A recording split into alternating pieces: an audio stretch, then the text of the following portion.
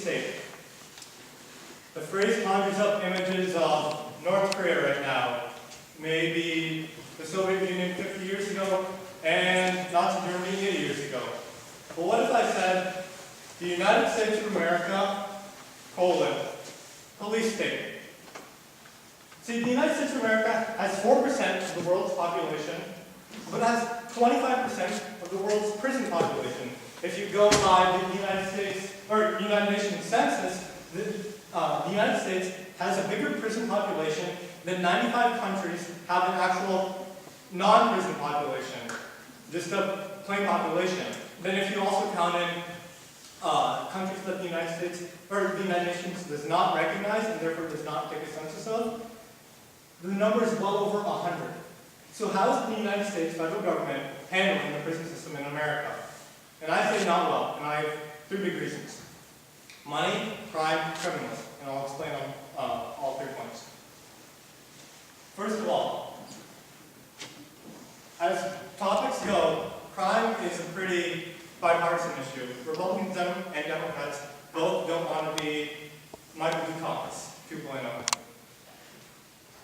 If you're older, you get that joke.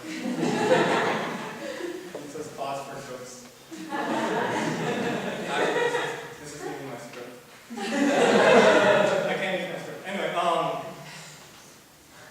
but somewhere along the way, in the last 40 years, which is when the mass incarceration system started working in America, being tough on crime became being tough on criminals. And the results have been really drastic and horrible. First of all, let's look at who is being arrested. 41% of people, my age, teenagers, can expect to be arrested by the time they turn 23. And albeit this is not going to be arrested for murder or serious crimes. It will be mostly for small crimes, third-degree crimes, that are not too serious. But still, you have an arrest record. And the problem with arrest records is that many states deny you the right to vote if you have ever been in prison. According to Time magazine, 25% of all males in Florida cannot vote because they have a prison record. And these aren't crimes like murder, these aren't crimes like rape, crimes that actually would necessitate people to never vote again. These are crimes such as stealing items as little value as the shoes I'm wearing right now. And these are people who will never, ever exercise the right to vote, a right given by the U.S. Constitution, ever again. But that's not the biggest crime on criminals. The biggest crime on criminals is solitary confinement.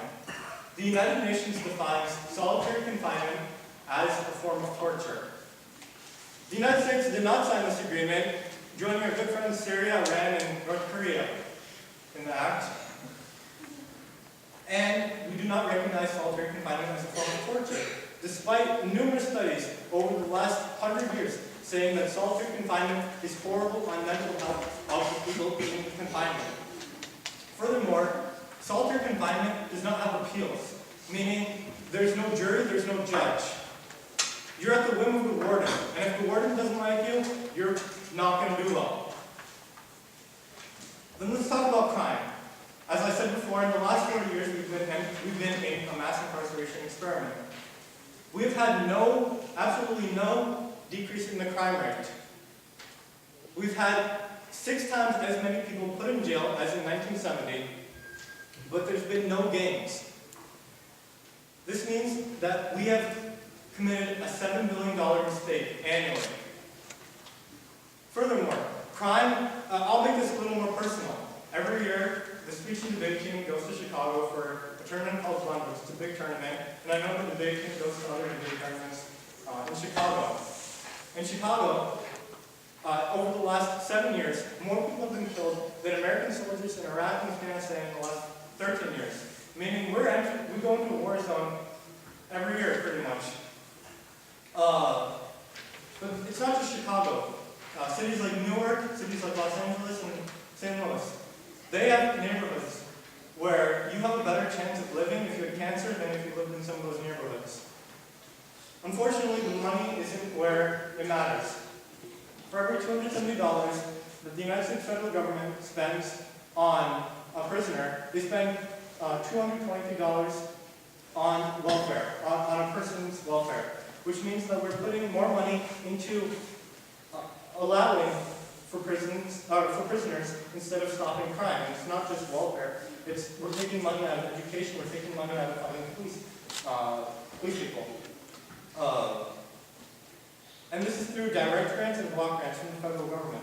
So all this is happening under the federal government's nose. We're really ruining America. But I'll continue. See, you don't have to believe anything I say. That's the beauty of living in the Google age. You can go home and you can say, oh, maybe Jeremiah was wrong. And you can look it up. And maybe I am wrong. Maybe you find facts that prove me wrong. Maybe they're much more current. I got my facts from a week ago, so maybe something's changed in that time. But I urge you that if you do find a problem in the world, you do something about it. You don't just sit around and say, hey, the prison system in America is bad. You try to fix it.